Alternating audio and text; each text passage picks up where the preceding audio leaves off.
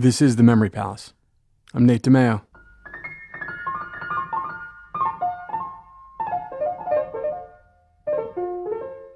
Charles Duke was 25 that spring when man first went to space.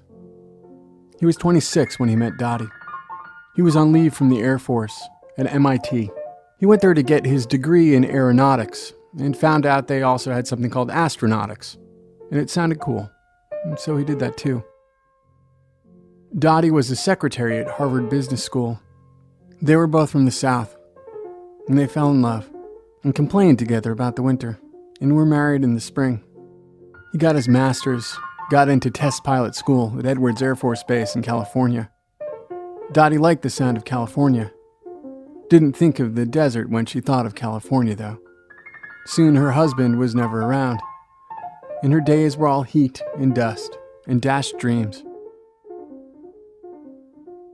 Charlie was 29 when their first son was born, and when he saw this thing in the Sunday LA Times, front page, said NASA was looking for more astronauts for the Apollo program, for the moon. And that sounded cool. Sounded cooler to Dottie, who thought lugging a baby around Houston would be an upgrade over the Mojave Desert. Charlie was 31 when their second son was born, and Charlie was never around. He was training to be an astronaut. He loved all of it, loved learning, loved the long hours, the weeks away, studying geology in Oregon and Hawaii and Iceland and Alaska, jungle survival in Panama, learning how to troubleshoot the far ultraviolet spectrograph, how to perform a translunar injection, while his sons were learning to walk, how to make sure their lowercase j's dipped beneath the line, like a fishhook, while his wife was learning to do everything at the house, because her husband was never around, because her husband was an astronaut. Charlie Duke was 33 that summer when man first went to the moon. He was in mission control. His South Carolina lilt was the voice of Houston. Okay, Neil, we can see you coming down the ladder now.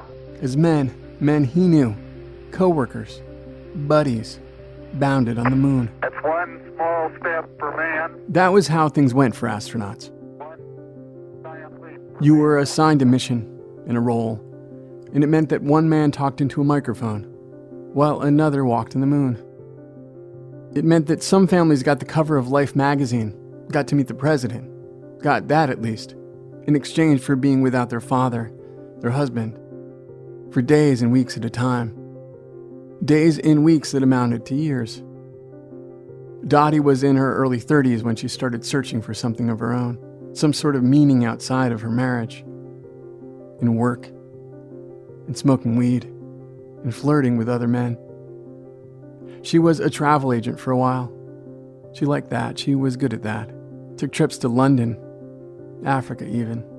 But it was lonely, and there was a home to keep, and kids who needed help getting the chain back on their bike, finding the stuffed animal that got tangled up in the covers.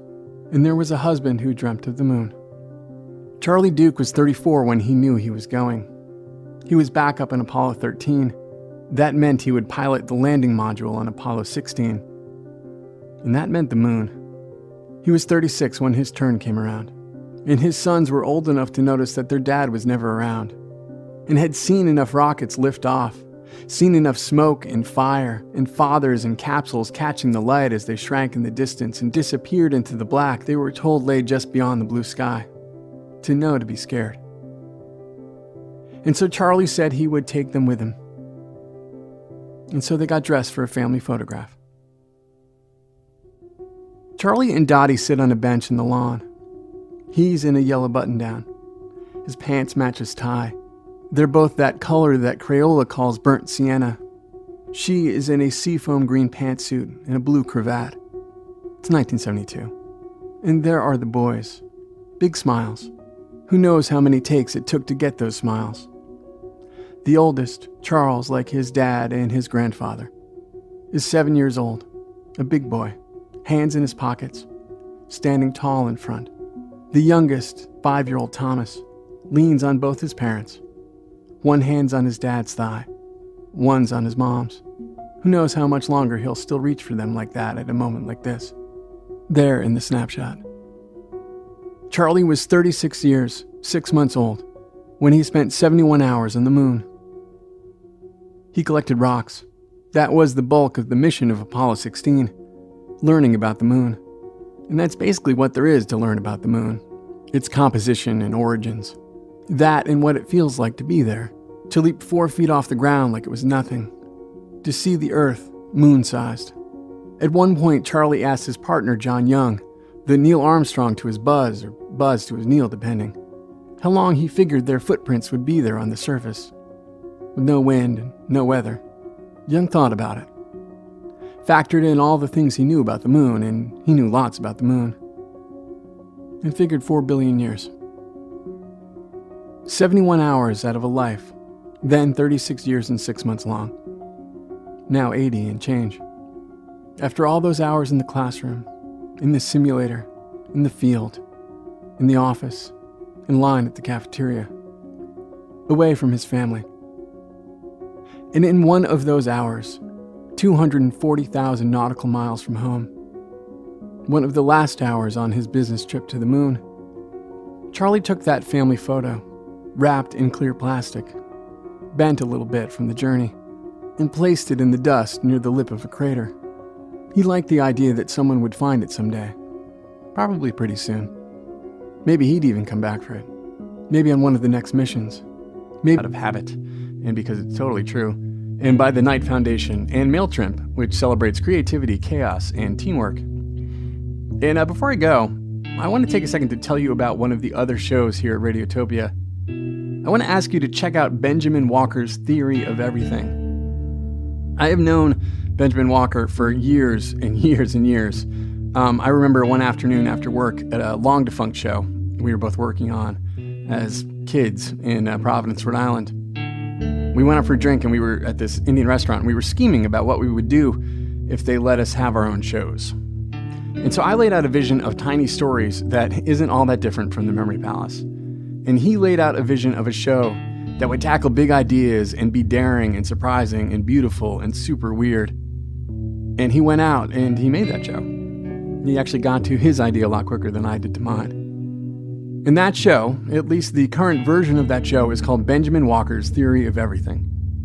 And if you haven't heard it, then you haven't heard anything like it. Each episode takes on big ideas about the way we live now, with essays and interviews and fiction and things you're not quite sure are fiction.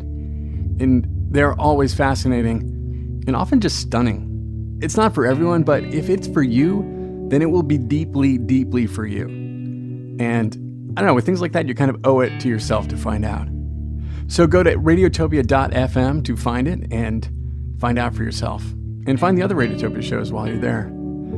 There's also an episode a few years back that starts with maybe my favorite 5 minutes of radio of all time. Just knocks me out. And if you find me at Twitter at The Memory Palace, I'll tweet out a link and post it on my The Memory Palace Facebook page. Anyway, thanks for listening, and I'll see you guys in a couple weeks.